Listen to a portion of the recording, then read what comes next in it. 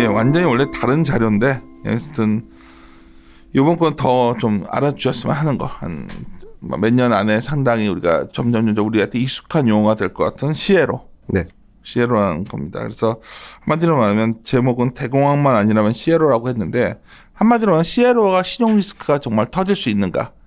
만약 어떤 징후가 나온다면 이게 위험해지는가. 이걸 알아두셔야 네. 시장에서 어떤 뉴스가 나왔을 때 그 현상만 보는 게 아니라 이게 밑에서 저런 문제가 생겼을 때 도드라지게 올라온 수면 위에 올라왔을 때 늦거든요. 이게. 그렇죠. 수면 위에 올라왔을 때 늦는다고 이게. 그러니까 제가 제일 후회되는 거는 왜 자꾸 이걸 강조하냐면 2007년인가 뭐 CDO, MBS 이런 거가 막 이렇게가 오는데 그 외국 사이트 뒤져가지고 그거 짜집기해서 맨날 보냈어. 그래서 얘들은 맨날 이런 거 왜 하지? 내 친구가 은행에 있었는데 외국 애들이 와서 그걸 막 영어로 설명해가지고 팔로 왔다는 거야. 그래서 뭔 소리인지도 모르겠는데 그래서 정말 그거 사이드에서 큰일 날 뻔했던 것들도 많았는데 그때 이미 이미 그때는 핫했었죠. 그치. 네. 거의 갈 때까지 갔던 상황인데 시에로도 그냥 이쪽 출구가 근데 지금 왜 이 말을 하냐? 아마 우리들 뷰를 드시면 아시겠지만은 내년에 이제 결국 볼콜로 규제가 완화되기 시작하면 네. 이것도 변종이 좀 생길 것 같거든. 그렇죠. 변종이 될 거라. 지금은 상당히 좋은 것들로 구성이 되어 있는데 변종이 생기기 시작하면 이게 또 이상해지기 시작하거든. 네. 레버리지를 쓴다는 건 무슨 의미냐면 돈을 더 태워가지고 조금 먹어도 수익률을 높게 만들고 싶은 거거든. 네. 너 말을 좀 내가 좀 이렇게 해. 이해라. 근데 그래서 시에로 구조를 좀 해서 합시다. 그래서 일단 김태훈이란다 또. 나 김태훈 되게 좋아해. 김태훈이 맛깔지기 하거든. 네, 글도. 맞죠. 근데 우리 이태훈 연구원이 김태훈 그 파칼란스처럼 시에로를 음악적으로 설명을 해줘봐. 시에로가 뭐예요? CLO라는 거는 이제 대출 채권 담보부 증권입니다. 영어로 일단. 네. 영어로는 이제 Collateralized Loan Obligation이라고 영어 엄청 해서 잘해 이 친구. 네. 그래서 그 대출 채권을 이제 유동화 시켜서 증권화를 한 겁니다. 근데 이제 어디서부터 설명해야 될지 그래서 유동화에서가 뭐냐? SBC가. 네, 유동화가 이제 뭐냐면은 이제 결국 이제 대출 채권을 이제 기초 자산으로 풀을 구성해서 거기서 나오는 현금을 바탕으로 이제 증권을 발행하는 걸 유동화라고 합니다. 네, 그걸 이제 보통 이제 뭐 ABS 이런 쪽으로 자산 유동화 이런 쪽으로 아시죠? 그러나 유동화 시켜서 자산을 돌려가지고 우리가 거기서 또 증권 왜가 돌리냐면 금융기관이 뭐 하는 거냐면 청취자분들 이해하셔야 돼요. 금융기관이 제일 원하는 거는 자본이익이 아니라 수수료예요. 네. 유동화하면 계속 돈이 유동화되고 유동화돼서 수수료가 떨어지고 떡고물이 그거를 그 글로벌 헤지펀드 IB들은 그걸 하는 거죠. 이게 요새 뭐 그 보면 이마트나 뭐 롯데가 하는 뭐 그런 거랑 똑같은 거죠. 그건 자산 유동화인데 그것도 어떻게 보면 네네네네. 리츠도 뭐 그런 거예요. 팔기 힘든 자산을 이제 판다는 것 자체는 비슷한. 근데 좋은 자산만 갖다 보면 좋은데 팔다 보니까 한번 거치니까 그 자산 이상한 걸 섞어버리거든. 처음 금융위기가 터졌던 거는 부동산을 갖고 유동화했는데 안에 이상한 악성 부동산 넣어가지고 해다가 터진 건데 서프라임 기본적으로는 성격은 같아. SBC라는 소위 유동화 회사들이 대출채권을 기초자산으로 해서 막 풀로 묶어가지고 이걸 하나를 발행을 했는데 이게 좋은 걸로만 풀리지 않을 수가 있잖아. 네. 근데 CL은 또 약간 다른 거란 말이야. 설명을. 네, 그래서 이제 그 기초자산 풀에 뭐가 들어가냐면 레버리지론이 들어가는데 그치. 그 레버리지론이 뭐냐면은 이제 AA- 이하의 저신용 기업의 변동금리 이제 대출 채권을 기초자산으로 합니다. 근데 선순위 담보 대출입니다. 즉 이제 어떤 부동산이라든지 어떤 다른 담보 자산이 있고 그거를 이제 바탕으로 해서 돈을 빌린 금융기관에 돈을 빌린 그 대출 채권을 이제 기초자산 풀로 해서 이 유동화 회사에서는 이제 모아서 그것을 CLO로 만드는 그런 과정인데요. 그래서 기억할 게 딱 세 가지가 있습니다. 즉 저신용 기업이고 변동금리 채권이고 그리고 담보대출 채권이다. 요 세 가지입니다. 그래서 금융기관에서는 왜 이런 행동을 하냐면은 이제 자기네 장부상에서 이제 어떤 이런 저신용 기업 자산이기 때문에 약간 위험하다라는 평가가 있어요. 뭐 예를 들어서 BIS 비율에서도 위험 자산의 비중을 좀 줄이기를 권고를 하는데 그런 비율을 좀 조절하기 위해서는 이제 이런 자산을 매각해서 즉 이제 아예 실제 매각 요건 즉 이제 장부상에서 완전히 떨어내야 됩니다. 그치. 그 요건 하에서 이제 이런 레버리지론을 유동화 회사에 양도를 합니다. 그러면은 이제 그 유동화 회사에서는 이러한 레버리지론의 원리금의 현금을 바탕으로 해서 이제 상환 순서를 차등화해서 그거를 이제 구조화시키는 과정을 거치게 됩니다. 그래서 따라서 시에로와 또 기초자산인 레버리지론과 또 원채무자인 저신용 기업의 신용위험은 어느 정도 서로 연관이 돼 있습니다. 근데 그러니까 이게 그러면 은행 입장에서 이거를 이제 양도를 하게 되면 네네. 약간 그 뭐라 그러죠? 정말 부실이 터졌을 때 은행도 근데 타격을 크게 받는 건가요? 아니면 일단은 좀 분리가 되는 건지? 일단은 완전히 분리가 되는 상황을 전제하고 나서 일단. 양도를 하게 됩니다. 그래서 그 원래에 있는 은행의 자산에서 절연을 하게 된다고 표현을 하는데 그래서 은행이랑은 전혀 상관이 없습니다. 은행이랑 상관없이. 네. 계속해요. 네. 그래서 CLO의 세부 구조에 대해서 설명을 드리겠습니다. 먼저 CLO는 이제 상환 순서를 차등화하는데 이런 구조를 이제 워터폴이라고 해서 제일 선순위 투자자한테 그 원리금을 제일 먼저 지급하고 그 제일 선순위가 다 받으면 그 다음 선순위한테 넘어가고 그 다음 그분들이 다 받으면 또 그 다음한테 넘어가고 이런 식으로 물이 위에서 아래로 흐르는 것처럼 쭉쭉쭉쭉 지급을 하게 됩니다. 네. 근데 이제 선순위 트리플 A 트렌치가 이제 가장 큰 비중을 차지하고요. 한 60% 정도 차지를 합니다. 그리고 대신에 근데 이제 위험이 좀 적기 때문에 일드도 좀 적습니다. 그 일반적으로 이제 이런 레버리지론이 라이브 플러스 한 300bp 정도 되는데 이러한 이제 트리플 A 선순위 이제 트렌치의 투자자들은 이제 라이브 플러스 한 133bp, 그러니까 상당히 이제 일드가 좀 적은 것을 알 수 있습니다. 근데 반대로 이제 후순위 이제 에쿼티 트렌치 같은 경우에는 이제 가장 나중에 돈을 받는 대신에 초과 실적이 생기면 특히 이제 이런 저신용 기업들이 부채를 더 잘 갚는 경우에, 그러니까 기초에 이제 기대하는 것보다 잘 갚는 경우에는 이제 초과 수익이 발생하게 됩니다.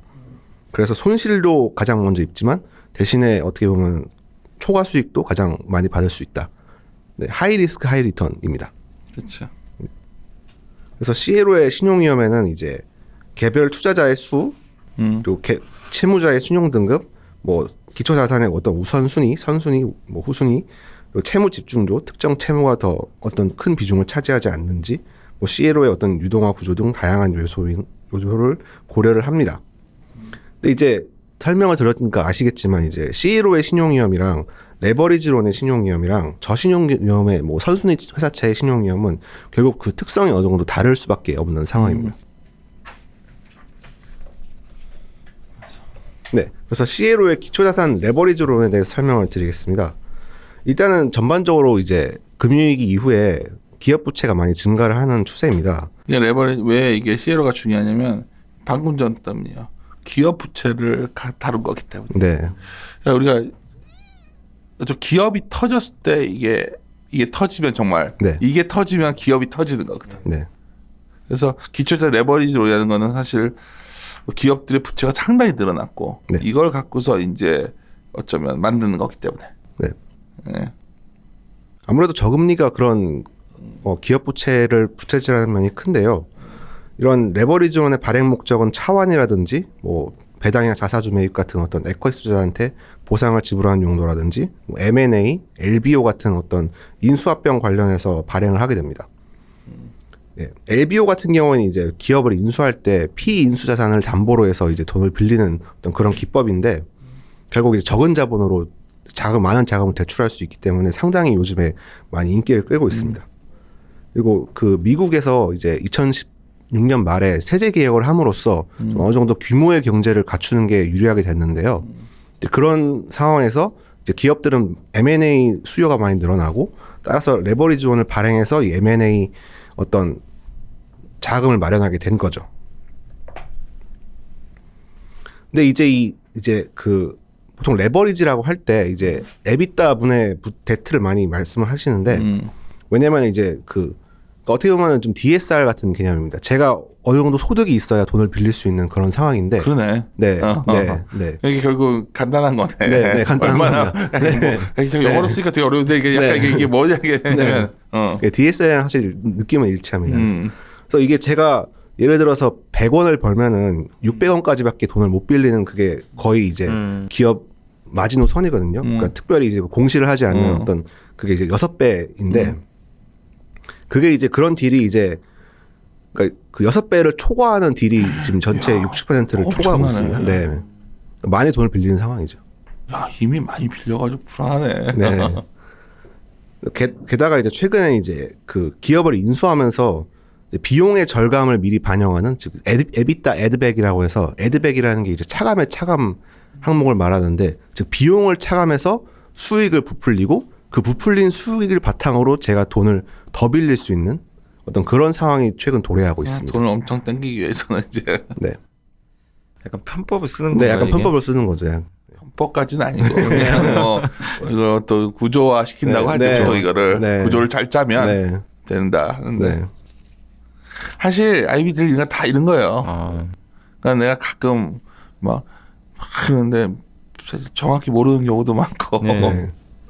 갑시다. 그래서 상당히 이제 M&A 관련해서 레버리지로는 수요가 많아지고 있고 동시에 이제 펀드멘털은 당연히 악화되고 있는데요. 내가 94페이지 그림을 보면서 뭐가 그렇게 악화됐다고 하는 건지 내가 그림 한번 다 이해가 안 됐어. 이게 그러면 상당히 불안한 건데 얘기해 네네. 줘야죠. 네. 그래서 우하단 보시면은 그 부채 상환 비율이 이제 말씀드렸던 에비타분의 데트인데 지금 이제 그림상으로 상당히 이제 그 6% 6배 이상 6배 이상이 비율이 상당히 늘고 있어요. 즉 이제 그게 이제 금융위기 전 이상이거든요. 지금 그 그래프 상으로 봤을 때. 그냥 이미 오래전에 그렇게 된 거고 많이들 늘어난 거 아니야 원래? 그 DSR 같은 경우에는 사실은 그 어떤 비율이기 때문에 이게 크게 뭐 금융위기와 관계가 있을지는 잘 모르겠습니다. 근데 그 당시에도 사실은 그렇게 돈을 많이 빌리는 상황은 아니었는데 최근에 특히 더 돈을 많이 빌리는 상황으로 다시 됐다. 이렇게 이해하시면 될 것 그림 같습니다. 보니까 이게 6배랑 7배가 이게 네네, 각도를 맞습니다. 보니까 17년부터 네, 이 네, 둘만 좀 네. 크게 는 것 같네요. 다른 네네, 건 다 맞습니다. 네. 준 것 같고. 네. 난 돈 빌려가지고 M&A들도 많이 하는 것 같고. 네. 그리고 이런 어떤 상황을 부채질하는 요소가 뭐냐면은 예전에는 대출을 은행이 취급했어요. 그게 이제 우상단 그래프인데 우상단 그래프를 보시면 은행은 이제 내려가고 있는 추세고 이제 비은행이라고 해서 이제 IB라든지 카드회사, 캐피탈회사, 저축은행 이런 기관들이 이제 취급하는 대출의 어떤 비중이 더 커졌습니다. 이게 우리나라도 똑같은 거거든. 네. 옛날 저축은행 출신들이 지금 IB 가가지고 잘 나가는 거거든. 지금 부동산 쪽 가가지고. 그러니까 다 비은행 쪽 대출이 커지고 이번에 터진다면 거길 것 같아. 그렇죠. 비은행 계열들이 나와서 여러 가지 IB 기법을 통해서 여러 가지 딜을 했는데 이게 결국은 우리가 잘 모르고 이해를 못하고 있단 말이야. 나도. 근데 네네. 이게 어떤 식의 규모만 중요한 게 아니라 안에 스트럭처를 보면은 이게 문제 있는 것도 되게 많을 것 같다는 생각? 그렇죠. 네. 아무래도. 그게 아마 점점 나오겠지. 네. 그래서 이런 비은행 기업들의 특징이 이제 은행에 비해서 아무래도 진입 장벽이 좀 낮아요. 그래서 따라서 이제 경쟁이 심하고 이런 돈을 빌리는 차주와의 협상력이 좀 불리한 게 영향이 큽니다. 즉 이제 을이라는 거죠. 그리고 또 이제 대출 포트폴리오가 상당히 공격적이고 해서 자산 건전성을 약간 악화하는 거를 좀 방치할 가능성이 높습니다. 그리고 또 재무적인 완충력도 좀 취약해서 예를 들어서 한 저축은행이 망하면 다른 저축은행도 망하는 어떤 연쇄도산의 가능성도 상당히 높습니다. 그리고 최근에 이제 코브라이트라고 해서 어떤 제3자한테 자금을 빌리지 마라, 제3자한테 담보를 제출하지 마라 이런 금지 조항들을 약식화한 약식 대출의 비중이 지금 전체 어떤 론 중에서 80%를 상회하고 있습니다. 즉 이제 그래서 CLO 시장의 동향에 대해서 설명을 해드리면은 전체 레버리지론 시장 규모는 이제 2.2조 달러고 이 중에 CLO는 0.87조 달러 되는데 이제 미국과 일본계 은행들이 상당히 비중이 큽니다. 한 30% 정도를 차지하고 있습니다. ABS도 사실 최근에 다시 증가하는 추세입니다.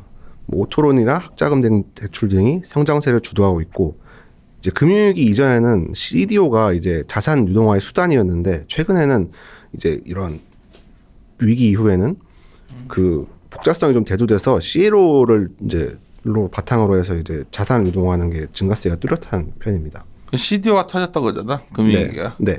그래서 96페이지가 설명을 잘 해줬으면 재밌을 것 같아요. 그렇죠. 네. CDO와 CLO의 차이가 어떻게 되는 거예요? CDO는 이제 금융위기 이전에 보통 많이 했었고요. 이제 어떤 부채 관련 자산이면 다 유동화 시킬 수 있었습니다. 그래서 예를 들어서 MBS도 가능했고요. 또 다른 CDO를 또 CDO 할 수 있었고요. 아니면 뭐 ABS, 뭐 CDS 그 자체 뭐 이런 식으로 기초 자산의 종류가 사실은 거의 굉장히 뭐 상당히 많았습니다.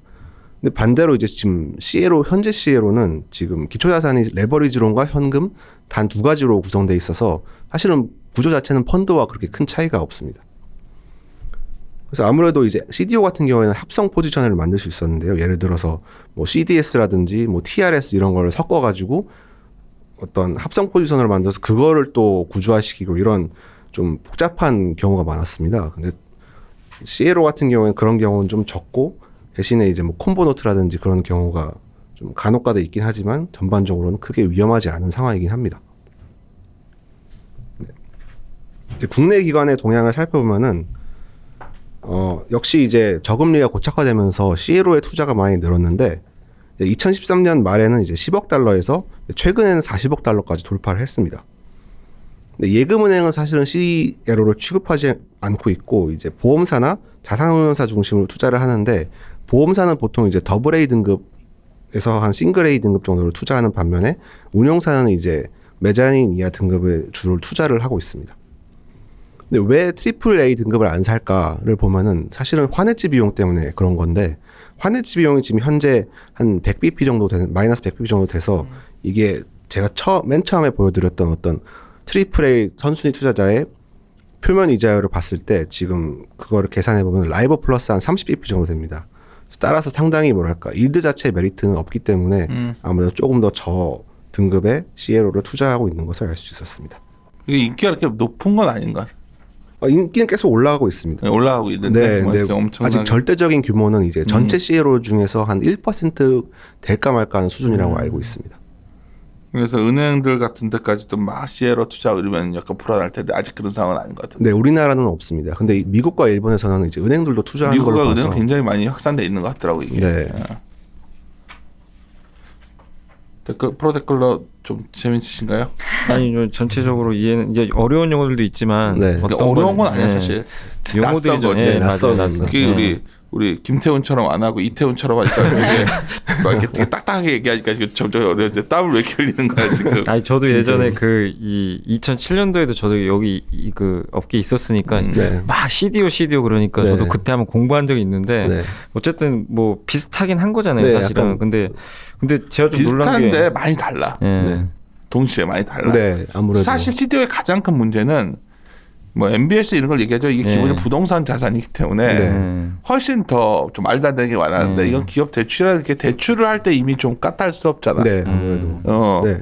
또 뭐 담보자산이기 때문에 담보자산을 담보자산이니까 이게 매각하고 그러니까 사실은 이걸 내가 항상 하는 이거 비슷하다고 시자만 비슷하다고 얘기를 해야 나는 지금은 네. 이게 불안하다고 누가 그러면 지금 잘 모르고 함부로 얘기하는 거야. 사실은 전혀 그런 지금은 없는데 만약 이게 금리가 튀고 네, 기업들이 망하면 네. 이건 좀 상황이 좀 달라지는데 그건 지금은 전혀 없다는 거지. 아직까지는 그런 지금은 없습니다. 네. 그래서 CLO가 정말 위험한지에 대해 설명을 드리겠습니다. 말씀드렸다시피 CLO는 이제 레버리지론이나 저신용 차주의 신용위험과는 약간 그 특성이 다른데 선순위 회사채를 살펴보면은 금융위기 기간 동안 이제 부도율이 점프를 했습니다. 근데 이제 CLO 같은 경우에는 금융위기 기간에도 부도율이 그렇게 급격하게 상승한 전례는 없고요. 특이하네 이거. 네. 왜 그러지? 아무래도 같은- 이제 좀 더 아무래도 뭐 구성 자체가 안전하다고 볼 수 있는 그런지 거죠. 안전하니까. 네, 왜냐하면 이제 기본적으로 포트폴리오를 만들었기 때문에 개별 어떤 뭐 선순위 회사차의 부도보다는 예컨대 네, 맞습니다. 그렇게 되면 문제가 되기 시작했지. 네, 그렇습니다. 구성들이 뭔가 규제가 완화돼 가지고 이제 막 네. 선순위가 아니라 담보 없는 것들도 막 섞고 막 이렇게 되면 이제 CLO가 네. 문제가 되는 거지. 네. 당장 CDO도 처음엔 문제 전이었고 고수익사뿐이었어. 네. 그걸 잘 봐야 된다는 거지. 이런 네. 규제 완화 그런 쪽이 나오면은 처음엔 좋을 텐데 네. 왜냐면 마진 이자가 좋기 때문에 그런 것들 막 몰리거든 사람들이. 사실 그래서 부도율 같은 경우에는 좀 아무래도 후행적인 면이 있어서 후행적이지, 네. 이거. 뭐 기록상으로는 적어도 부도가 난 적은 없었고 특히 이제 트리플 A나 더블 A 등급 같은 경우에 부도 사례가 지금까지는 한 번도 없었습니다. 싱글 A 경우에 삼각 사례가 단 한 건 있었고 근데 그 이하는 사실은 어떻게 보면 투기 등급인데 투기 등급의 존재 자체는 사실은 손실 흡수를 위한 거거든요. 즉 이제 하이 리스크 하이 리턴을 바탕으로 이제 투자자들이 어떻게 보면 리스크 테이킹을 한 거고 그거에 대해서 부도가 난 거기 때문에 사실은 금융시장 실패와는 조금 차이점이 있긴 합니다. 그리고 신용 등급도 전반적으로 이제 금융위기 이후에는 상향 추세가 많았는데 최근에는 아무래도 조금 더 하향이 점점 생기고 있긴 합니다. 회수율을 살펴보시면 이게 레버리지론이 이제 어떻게 보면은 코브라이트가 상당히 비중이 많은데 이제 코브라이트가 이제 어떻게 보면 금지 조항이 많기 때문에 회수율이 조금 적을 거다 이런 의견들이 많습니다.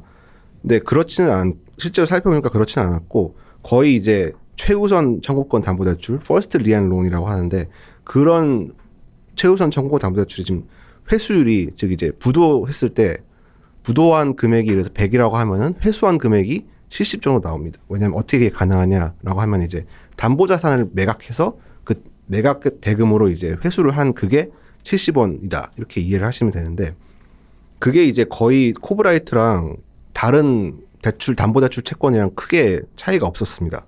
즉 아무리 이게 약식 대출이라고 하더라도 뭐 자금 회수에는 사실 지장이 없다는 거죠.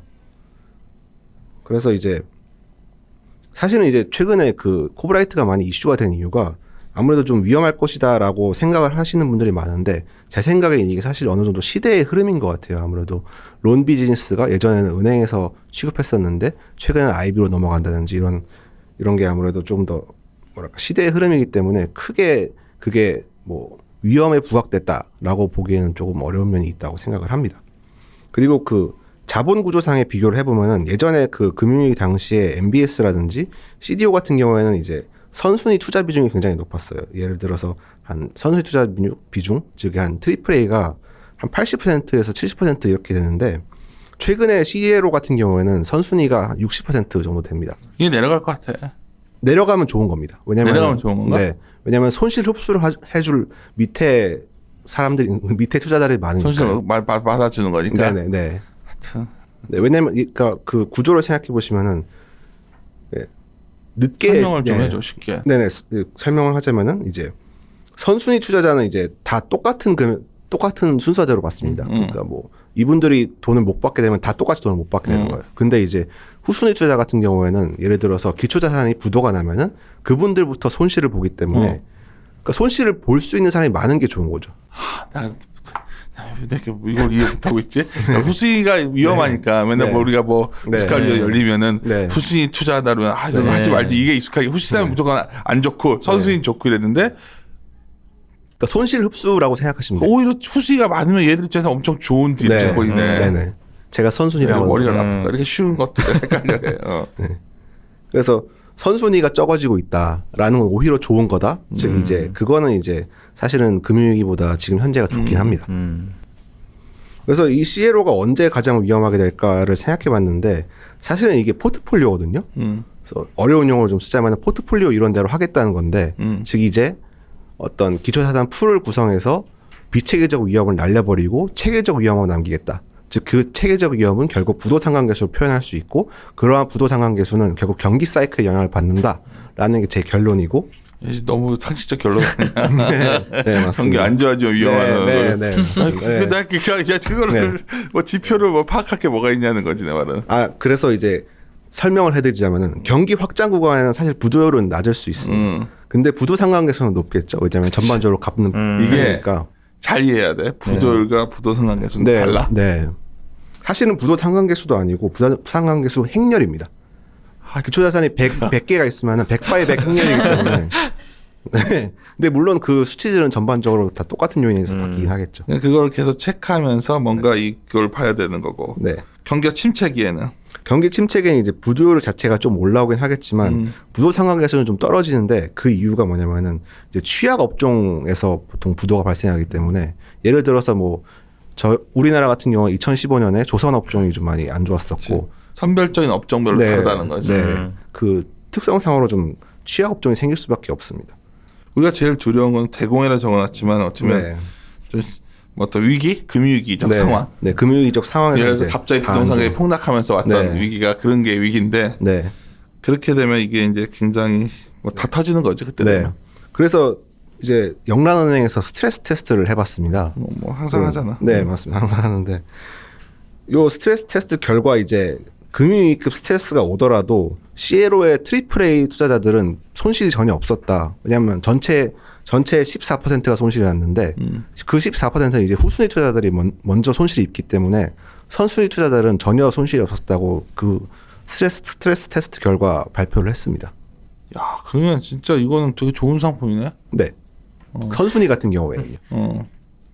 알았어. 네. 갑자기 무슨 위험령이 네. 부족했는데 새로운 추천 종목 갑시다. 네. 그럼 일들은 비교한다. 네, 자체랑. 그 가격을 보시면 제가 나눠드린 프린트에 있는데 최근에 시에로 트리플 B 가격이 하락을 했습니다. 근데 이렇게 트리플 B 가격이 하락한 케이스가 요거는 따로 추가해서 나중에 넣어줘요. 네. 이 자료에 없는 그림인데. 최근에 하락한 케이스가 단 두 케이스가 있는데 그게 작년 말이랑 올해 말입니다. 근데 그 작년 말을 사실 생각해 보시면은 기준금리를 인상했죠 파월이. 따라서 단기금리, 라이브 금리 같은 경우에 상승하는 추세였고, 근데 반대로 이제 경기 둔화 우려가 있어서 이제 장기금리 같은 경우는 하락하는 추세였습니다. 따라서 그 다음 페이지를 보시면은 제가 CLO 가격에 대해서 밸류에이션 모형을 만들어 봤는데 이게 상수항을 다 제외한 경우고요. 그래서 작년 말 같은 경우에는 라이브 금리는 상승하고 즉 분자는 상승하고 국채 금리는 떨어지고 하기 때문에 가격 자체는 상승할 수 있는 요인이긴 했습니다. 그런데 이제 실제로는 이제 가격이 하락했죠. 따라서 이제 아무래도 신용 위험이 조금 불가불친 것 같습니다. 근데 최근에 이제 하락 같은 경우에는 이제 라이브 금리는 이제 기준 금리를 인하했기 때문에 하락하는 추세고 이제 국채 금리는 아무래도 조금 더 리스크온의 바탕으로 해서 상승하는 추세라서 가격 자체는 하락할 수 있는 상황이긴 합니다. 따라서 물론 최근에 하락한 게 신용 위험이 조금 불거졌다고 많이들 생각을 하시는데 실제로는 신용 위험적인 요소도 있겠긴 하겠지만 이런 밸류에이션 상으로 좀 디스카운트가 있을 수도 있는 상황이긴 합니다. 쉽게 나름대로 설명해 준 건데 더 어렵다. 근데 하여튼 신용 위험이 아니라는 거지. 최근에 네, 이게 네. 흐름이 시에로가 움직였는데 네. 이게 혹시 시장에서는 가격만 네, 보고 네. 있으니까 시에로가 이렇게 됐으니까 위험하다 얘기하는 네. 그게 아니라 네. 그건 그 부분도 있지만 네. 사실 어떤 그 금리에 관련된 네. 어떤 조정이었다. 네네. 이렇게 이해하면 되는 거예요. 네, 맞습니다. 그러니까 CLO 가격이 근데 너무 이게 급격하게 변동하면 네네. 그건 좀 위험 신호라고 봐야 되는 건가요? 네, 아무래도 그렇게 그치. 보여야 될것 금리가 같습니다. 막 네. 변동하는 거니까. 특히 이게 급락이 하는 경우가 꽤 있는 것 같아요. 급락할 때. 네.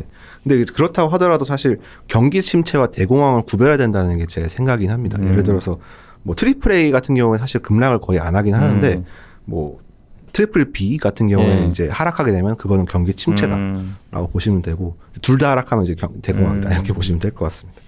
네.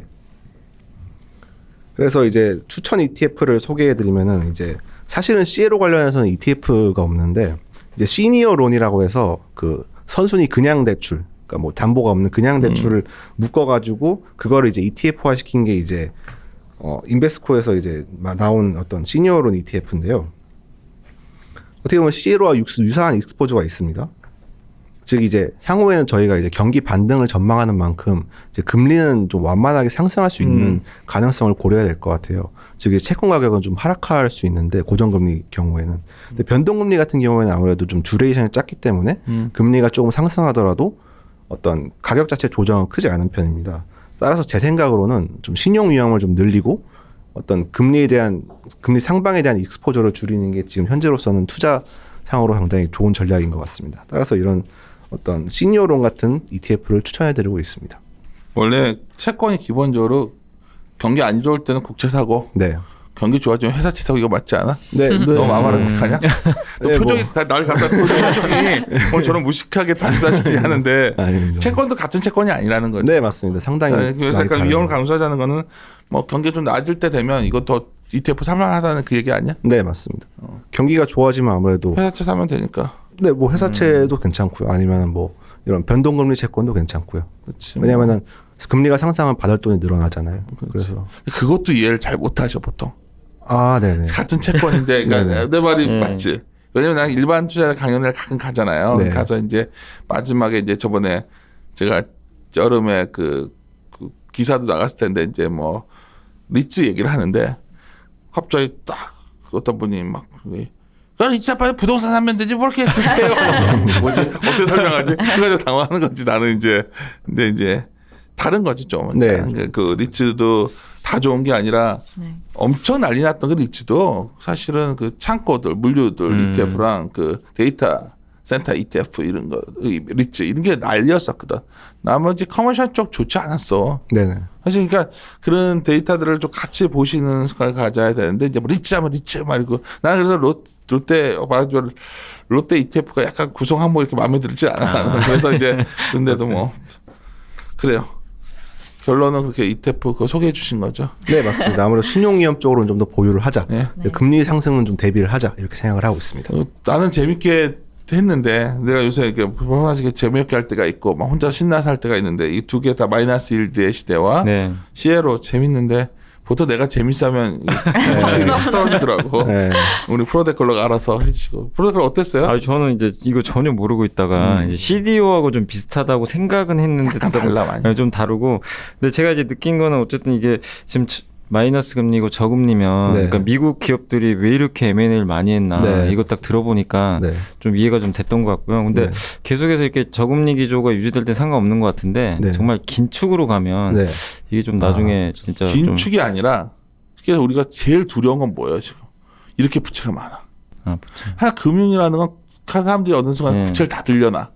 오늘 부채가 터지는 건 왜 터지냐면 고금리가 되면 부채가 터지는 건데 그 고금리가 꼭 정책의 변화가 촉발은 시켰지만 그냥 경기가 좀 꼬이거나 뭔가 스텝이 꼬여 뭐가 터져 그리고 이제 금리가 갑자기 팍 치솟으면서 나머지 부채들이 팡 터지면서 가격들이 우리가 디프레이션 하는데 물가가 내려오는 걸 디프레이션 정의하지만 네. 엄밀히 말하면 자산 가격이 떨어지는 디프레이션이 두려운 거거든 우리 삶의 금융 역사를 보면. 근데 정말 그 가능성이 되게 낮아 보인다고. 전혀 징후가 없어 전혀. 그렇죠. 근데 많은 곳에서 지금도 디프레이션 공포를 얘기하고 뭐 자산 가격이 터지고 그거는 어떻게 보면 이런 게 더 확실한 신호지. 어느 날 갑자기 불현듯 미국의 증시가 폭락을 시작해. 밑으로 추락을 해. 네.